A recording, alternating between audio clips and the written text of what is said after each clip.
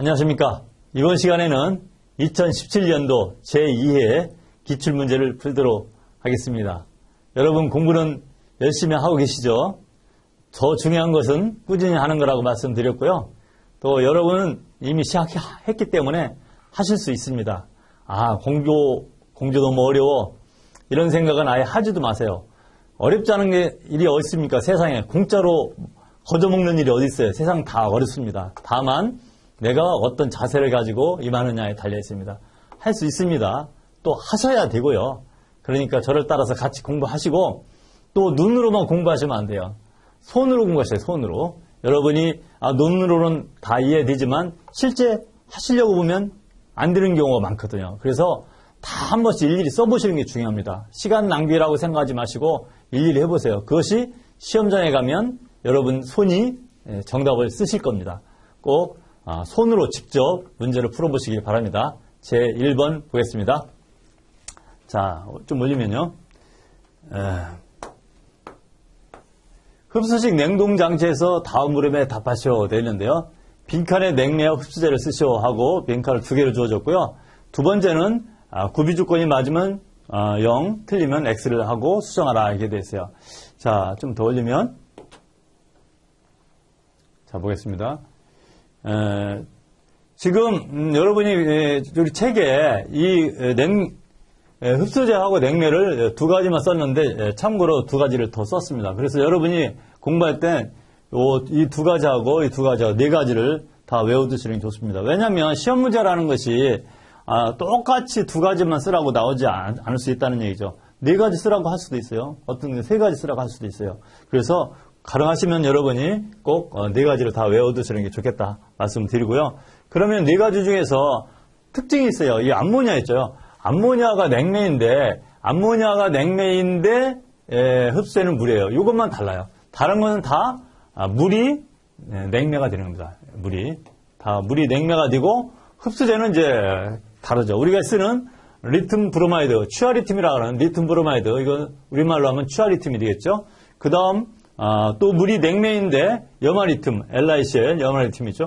CL이 염하고 리튬이죠. 여기는 브롬, 리튬 브로마이드, 리튬 염화 이렇게 할 수도 있는데 염화리튬, 취아리튬이 되겠습니다. 그 다음에 또 물이 냉매이지만 황산, H2SO4, 황산이 흡수제인 경우. 그래서 이 4가지는 여러분이 외워두시면 되겠죠. 그러니까 냉매가 암모니아이고 물이 흡수제인 경우, 그 다음에 물이 냉매이고 흡수제가 리튬 브로마이드, 취아리튬인 경우, 물이 냉매이고 그 다음 염화리튬, LiCl이 흡수제인 경우, 또 물이 냉매이고 황산, H2SO4가 흡수제인 경우, 이 4가지만 여러분 외워두시면 되죠. 그러니까 지금 강사가 얘기하니까 저건 알았어 하지 마시고 써보세요 한번. NH3하고 H2O, 그 다음에 H2하고 LiCl, H2하고 처음에 H2하고 LiBr, 그 다음에 H2하고 LiCl, 세 번째는 뭐예요? H2하고 H2SO4. 쉽게 써보셔야 된다는 거지. 써보셔서 손이 나중에 쓸 수 있도록 해주시기 바랍니다. 자, 흡수제하고 냉매 썼고요. 그 다음에 우리가 뭐라고 되어 있냐면 이 구비조건 중에서 맞으면 0, 틀리면 X라 하라 했잖아요. 그러면 이 구비조건을 보겠습니다. 구비조건 중에서 여러분 이게 이제 가장 이해가 어려울 수도 있는데 용액의 증기압이 높을 거 이게 나오잖아요. 용액이라는 것은 우리가 흡수기가 지금 4가지로 구성되어 있잖아요. 이렇게 흡수식 냉동기가 4가지로 되어 있잖아요. 여기가 이제 증발기고요. 이게 증발기고 여기 흡수기잖아요. 이게 여기 쓰겠습니다. 흡수기인데 여기는 증발기는 H2O만 들었어요. 리튬 브로마이드인 경우. 근데 여기는 뭐냐면 이렇게 나누면 H2O하고 LiBr이 같이 들어있잖아요. 그런데 이것을 뭐라 하냐면 이것을 리튬 브로마이드에 물이 녹아 들어가 있는 거거든요. 물이 리튬 브로마이드 용액 속에 이제 들어가는 거예요. 사실은 이렇게 해서 여기서 증발해가지고 계속 이렇게 들어가는 거죠. 계속 물이 들어가요. 그러면 H2하고 리튬 브로마이드 용액이 되는 겁니다. 용액이라고 그래요. 용액. 그죠? 그러면 여기서 용액의 증기압이 높을 것이라는 게 뭐냐면 이렇게 있으면 어느 정도 증기압이 튀면은 여기서 뭘이 증발해요? 이 H2가 증발이 나온다는 거죠. 그러니까 H2가 증발이 나오면 돼야 안 돼요? 안 되잖아요. 왜냐면 지금 물이 지금 일리 습수기로 해서 물이 들어가야 되는데 오히려 증발이 나오면 안 되잖아요. 그래서 무슨 말이냐면 용액이 증갑이 높으면 안 되는데 낮아야 된다는 거죠. 어떻게 해야 되느냐 보겠습니다. 증갑이란 뭐냐면 여기 어떤 압력이라고 보겠습니다. 이게 증갑이라고 보겠습니다. 증갑이잖아요. 이 압력이요. 그러면 요 H2O 플러스 Li BR이란 이것이 이제 압력이 이제 차츰차츰 내려가 이렇게. 내려가면 아직 이 증갑이 도달할 때까지는 이 물이 증발하지 않습니다. 리튬 브로마이드는 아예 증발하지 않아요. 아예 증발하지 않아요. 근데 이 물이 증발하기 시작하려면 요 증기압이 딱 되는 순간부터 이제 물이 증발하기 시작해요. 그러니까 이 증기압이 만약에 여기 있는데 이 리튬 브로마이드 이 용액이 현재 압력이 여기 뒤면 증발하기 시작하는 거예요. 그러면 요만큼 왔다. 이만큼 왔다.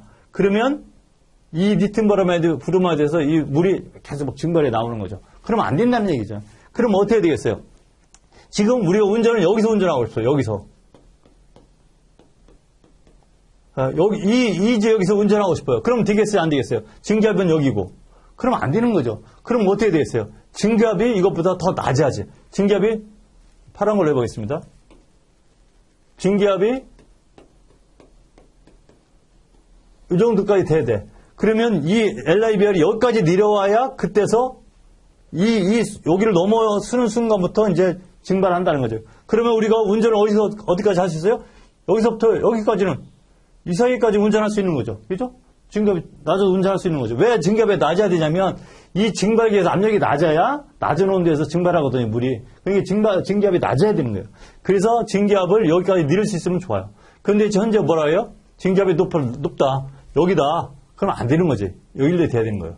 이해하시죠? 이게 중요합니다. 그래서 여러분이 증기압이 높으면 안 되는 것은 뭐냐면 증발기에서 압력이 높으면 물이 증발할 때 온도가 높아요. 그러니까 증발기에서 압력이 낮아야 되거든요. 낮은 증기압이 필요해요. 증발 압력이죠. 증기압이라 하지.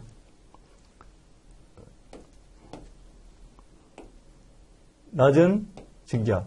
그래야 우리가 여기 5도 정도에서 5도씨 정도에서 증발하거든요. 물이. 그러면 압력이 낮아야 되거든요. 그럼 압력이 낮아야 되니까 여기도 압력이 낮아야 되는 거예요. 이 압력보다 이 압력이 조금 낮아야 돼요. 우리 여기 뭐 보통 뭐 6mm HG 또는 뭐 7mm HG라 그러면 여기는 이거 조금 더 낮아야 돼요. 6mm라면 만약에 5.9가 돼야 되고 7mm라면 뭐 6.9mm HG 정도 돼야 이 증기압이 오지요. 그죠? 그러니까 증기압이 낮아야 되는 거예요. 증기압이 높으면 이것 때문에도 안 되고 증기압이 높으면 높은 데서 바로 증발해버리니까 안 되는 거예요. 그래서 증기압이 낮다는 얘기는 낮은 압력이 되어야 그때서 증발한다. 증기압이 높다는 얘기는 높은 압력에서도 증발한다. 그런 뜻입니다. 그래서 증기압이 낮아야 된다. 이게 중요한 겁니다. 그 다음에 용액의 농도 변화에 의한 증기압의 변화가 작을 것. 무슨 얘기냐면 이건 맞죠. 왜 맞냐? 여기서 이제 그 물이 들어오면 계속 들어오면 어떻게 돼? 이 수용액의 농도가 묽어지죠. 묽어지면 여기서 들어오는 그 어떤 비율이 작아지면 어떻게 되겠어요? 그만큼 효율이 떨어지는 거죠. 그 농도가 용액이 묽어지더라도 들어오는 양은 똑같다. 그럼 좋은 거죠. 그러니까 증기압의 변화가 작아야 되는 거죠. 용액의 농도에 따라서. 농도가 막 변하면 증기압이 막 올라간다. 그러면 안 되는 거죠. 농도가 변해도 증기압이 일정하면 좋은 거죠. 이해하시죠? 그래서 증기압의 변화가 작을 것. 이거 맞는 겁니다. 재생하는데 열량이 낮을 것. 이거 질문하는 분들이 많더라고. 무슨 얘기냐면 이제 여기서 이제 용액이 묽어지잖아요. 용액이 묽어지면 펌프를 통해서 이렇게 해서 일로 보내 이렇게. 여기 뭐냐면 이건 재생기. 그죠? 재생기는 여기다 이제 이게 물이 이제 나오면 여기서 이렇게 해서 뭐 폐증기 이런 걸로 해서 가열해요. 이걸 가열해요. 가열하면 어떻게 돼요? 여기 이제 아까 묽은 H2O 플러스 LiBr이 들어있던 것이 여기 H2가 증발하죠. 증발해서 어디로 가요? 이렇게 해서 어디로 가요? 응축기로 가요. 응축기로. 그죠?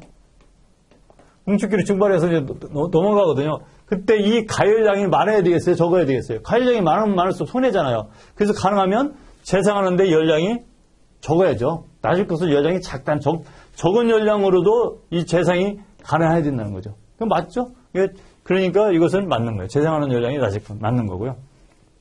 점도가 높고 부직성이 높을 것. 일단 여러분이 부직성이 높다는 건 다 틀렸다는 거 아실 수 있죠. 그죠? 부직성이 높다는 건 말이 안 되는 거잖아요. 배관을 부식시키는 거니까. 이게 당연히 틀린 건데, 점도가 높으면 또 뭐가 안 좋냐면, 여기 펌프 있죠, 펌프. 펌프로 해서 이 리튬 브로마이드 용액을, 재생기를 보내는데, 이 보낼 때 어떻게 되겠어요? 이 보낼 때, 펌프의 요 배관에 대한 점도가 높으면 어떻게 돼요? 마찰 손실이 커지죠. 그럼 펌프 동력이 커지잖아요. 그러니까 잘못된 거죠. 그래서 이것은 점도가 높지 않고, 수직성이 없을 것, 이렇게 되는 거죠. 이해하셨을 겁니다. 여기서 여러분 이제 정리하겠습니다. 정리할 때, 요거 네 가지 가능하면, 요 두 가지 하고, 좀 올리겠습니다.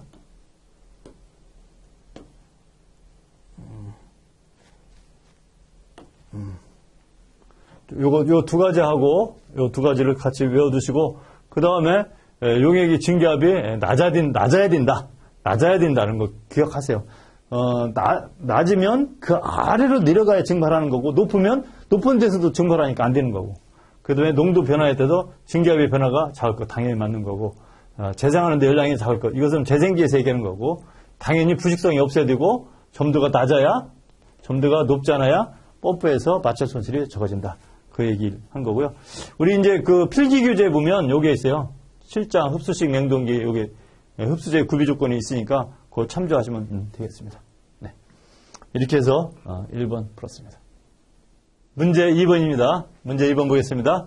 송풍기의 전압 효율이 45%, 송풍기 입구와 출구의 전압차가 1.2kPa로 주어졌는데 풍량이 1200 주어졌고요.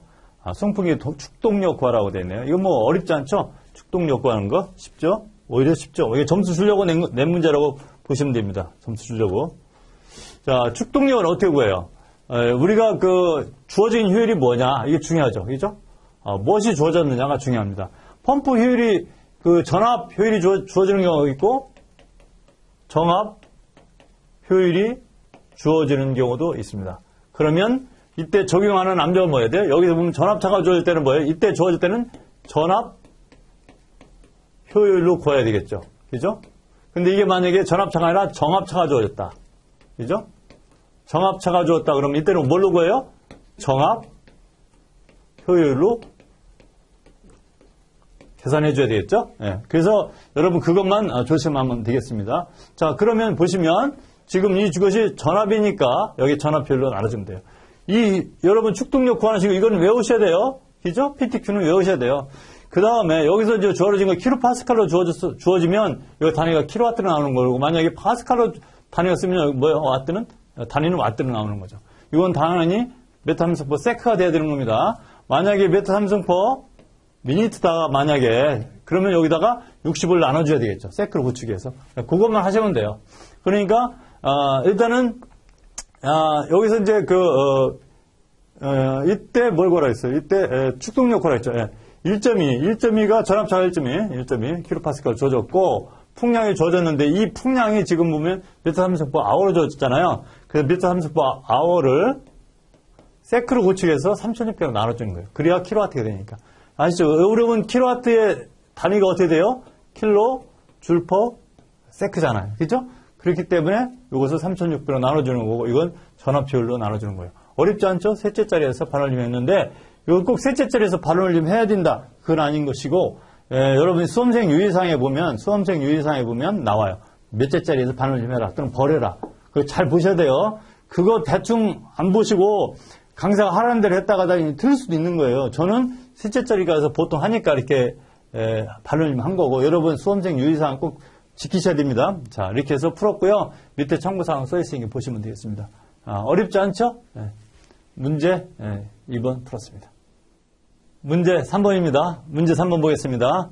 다음은 저압 증기 난방 설비의 방열기 용량 및 증기 공급반을 나타내는 것이다. 설계 조건과 주어진 증기관 용량별 이용하여 브로메타파시오가 되어 있고요. 조건이 쭉 주어졌어요. 여기 보면 조건 중에 보일러 사용 게이지 압력이 30kPa로 주어졌고, 가장 먼 방열기의 필요 압력이 25kPa로 주어졌어요.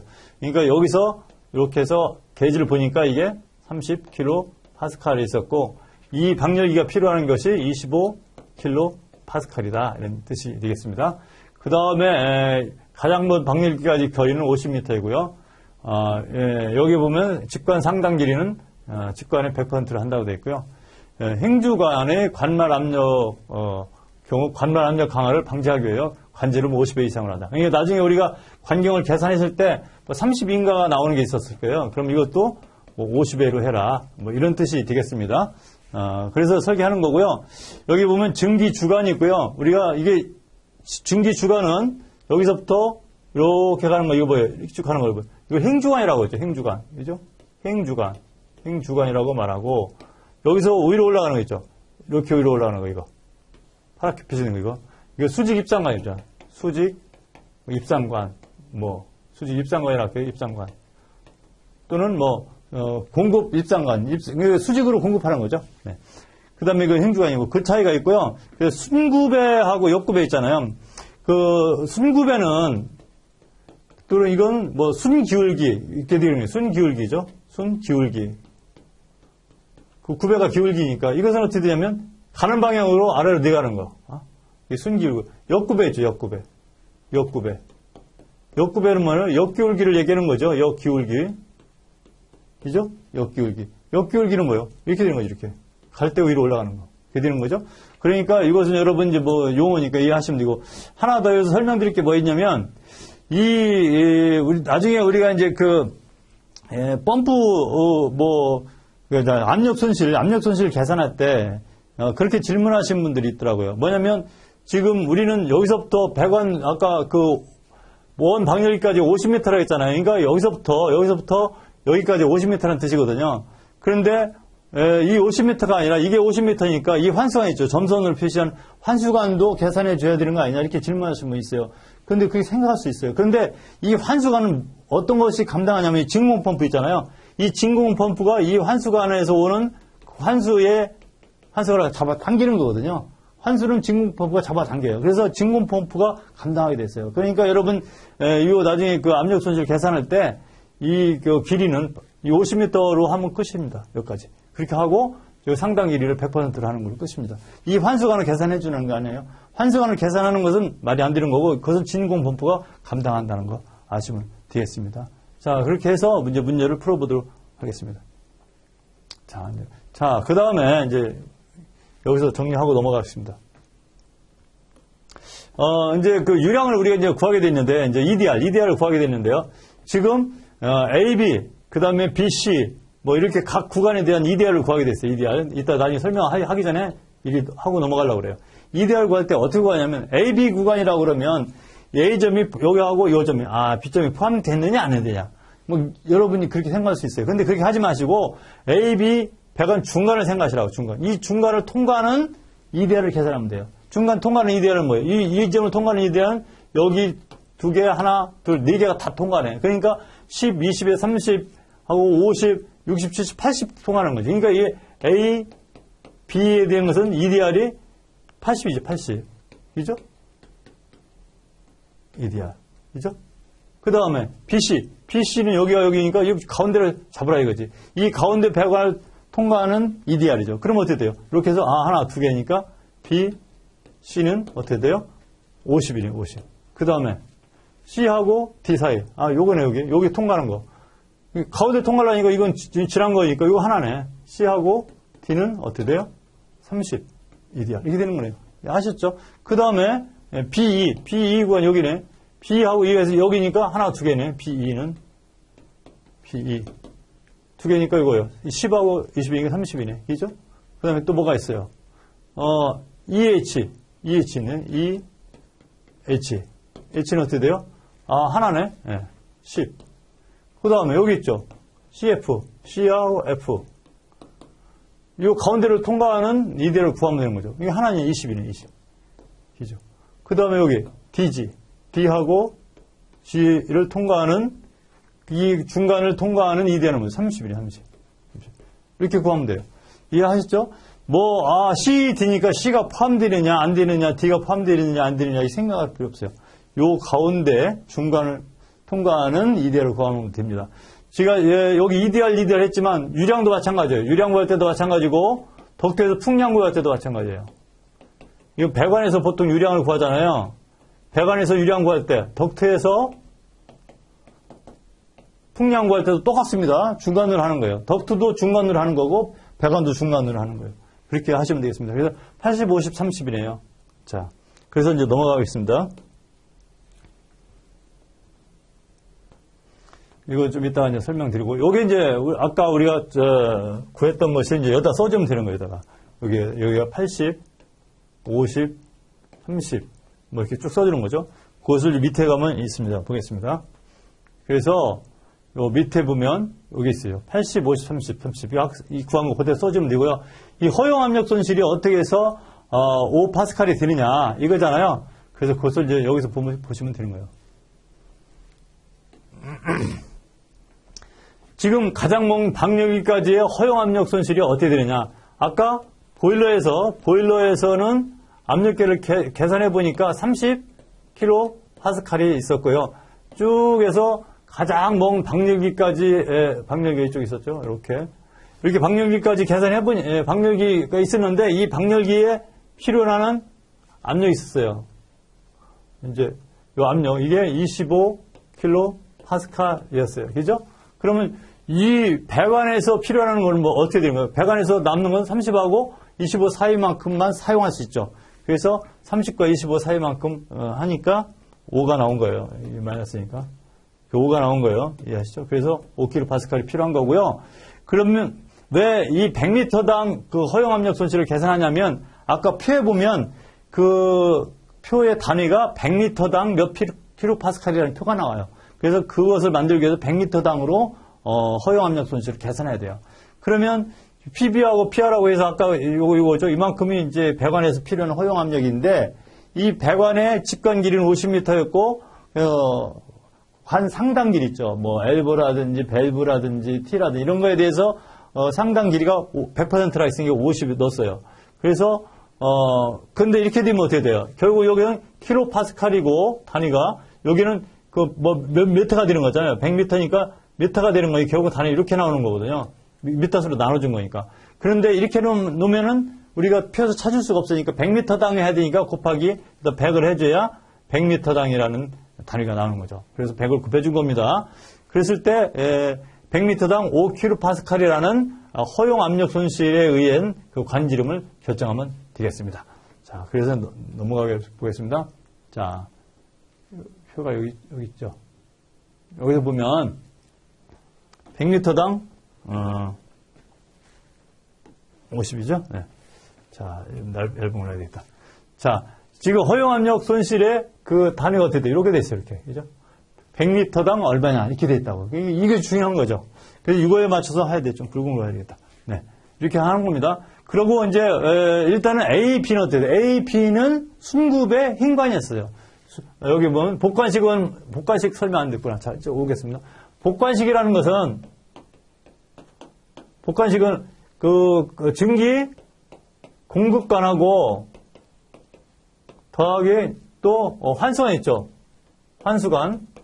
이렇게 있으면 복관식이에요. 그러면 단관식이다. 단관식이 그러면 단관식은 뭐냐면 증기 공급관으로 공급관 하나만 있어요. 근데 이 공급관은 어떻게 돼요? 환수관이 되는 거예요. 뭐지 그 응축수 환수가 돼요.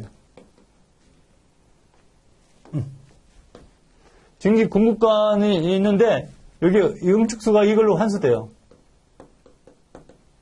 그러니까 이런 경우는 어떻게 되냐면 보일러가 이렇게 있으면 이렇게 해서 만약에 이쪽으로 이제 우리 방열기에 있다 그러면 증기를 공급하면서 이렇게 그리면 증기가 막 가요. 가면서 만약에 응축이 되잖아요. 응축이 되는 물들이 여기로 이렇게 와요. 그러니까 이 관 안에 위에는 막 증기가 가고요. 밑에는 응축수가 내려올 수 있죠. 이렇게 되는 거예요. 그러니까 이게 단관식이라고 하죠. 복관식은 뭐냐면 여기 응축된 거 다시 이렇게 해서 우리 아까 그 점선으로 표시된 거 있었잖아요. 다 지우고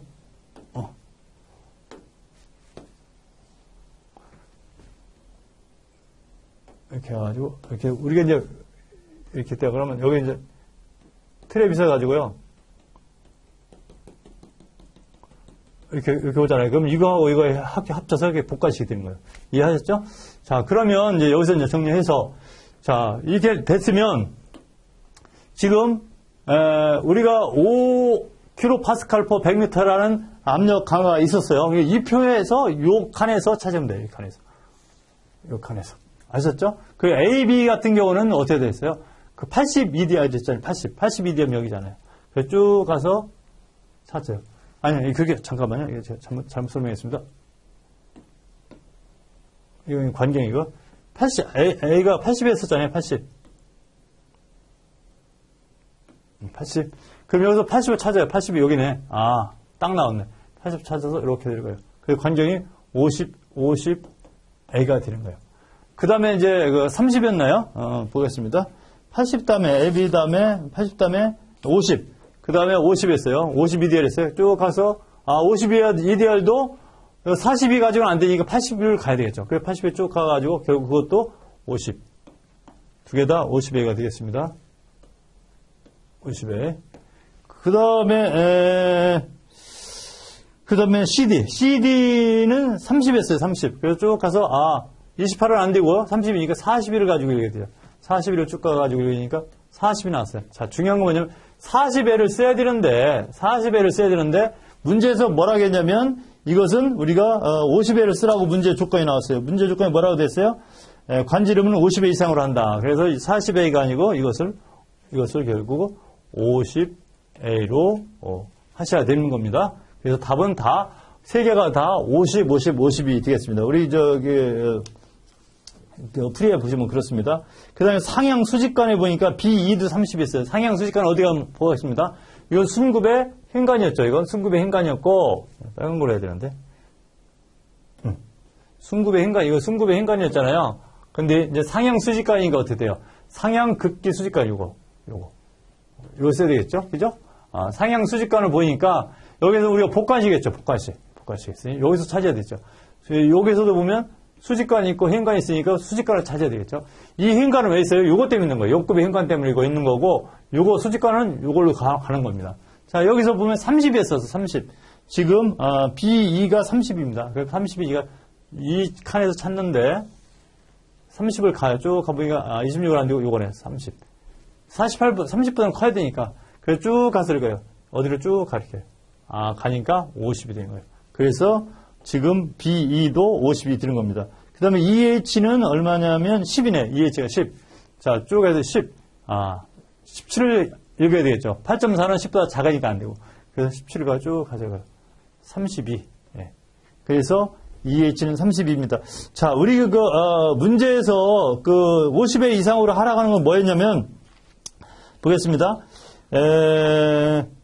행주간의 경우 그랬어요. 행주간의 경우만 50으로 하락했어요. 그러니까 요 행주간 이것만 50배 이상으로 하락이 됐고 이것은 아닙니다. 이것은 있는 대로 이제 읽으면 됩니다. 그래서 17을 나왔을 때 32이기 때문에 32로 해주면 되고요.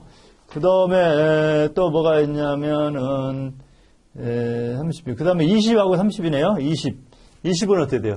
20은 이거 써야 되네요. 20 쓰니까 40 쓰면 되고 그 다음에 30 쭉 가서 30이 이거네요. 50 쓰면 돼요. 30, 50. 네. 그래서 여러분 찾는 건 어렵지 않습니다. 정리하겠습니다. 그러면 다 된 거죠? 네, 다 됐습니다. 그리고 우리가 이제 교재 참고해 보면 참고에 찾는 방법 쭉 써 드렸습니다. 정리하겠습니다. 네. 자, 정리하겠습니다. 여기 내려와서 정리할게요.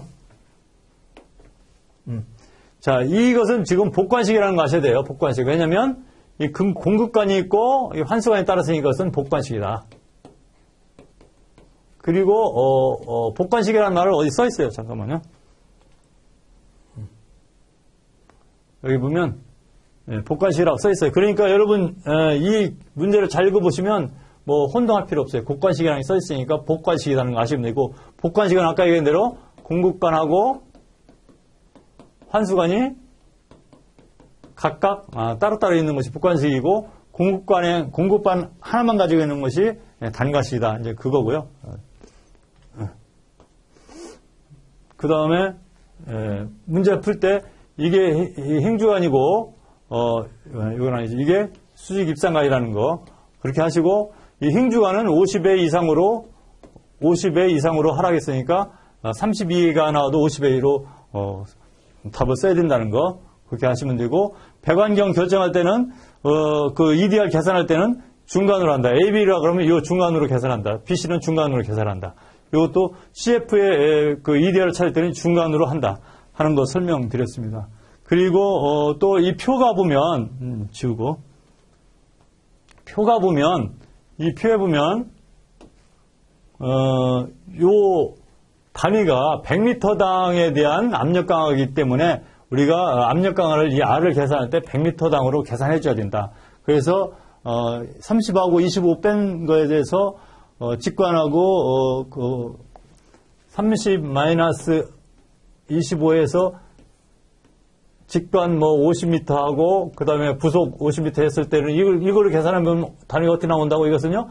킬로파스칼 퍼 미터가 나오니까 이렇게 나오니까 이건 안 된다. 그래서 여기다 곱하기 100을 해줘서 단위를 어떻게 만든다고? 킬로파스칼 퍼 100m당을 만들었다 하는 것을 이 100을 곱했다는 걸 설명을 드렸어요. 그래서 이 단위에 맞춰줘야 된다는 것 하고 그래서 순급의 행관은 이걸로 계산하고 결국은 그때 5.0 킬로파스칼 퍼 100m니까 이 안에서 찾으면 되는 거고 수직 입상관은 우리가 그 상향급기 수직관은 여기인데 이것은 복관식이니까 여기로 찾아야 되고 복관식 중에서 수직관이니까 이걸 찾아야 된다. 이것은 왜 있냐? 이것은 요거 역급의 행관 때문에 이것이 있는 거다.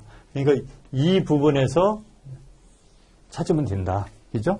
그리고 이때 찾을 때는 어떻게 돼요? 행관인 경우는 다 50회 이상으로 했으니까 50회 이상으로 다 해야 된다는 거죠. 50회 이하가 나오면 50회로 하라는 얘기고 여기서는 32회가 나오면 32회가 나오면 그냥 32회로 써주는 거고 이 칸은 그거 정도만 하시면 정리가 되겠습니다. 네, 이렇게 해서 문제 3번 풀었습니다.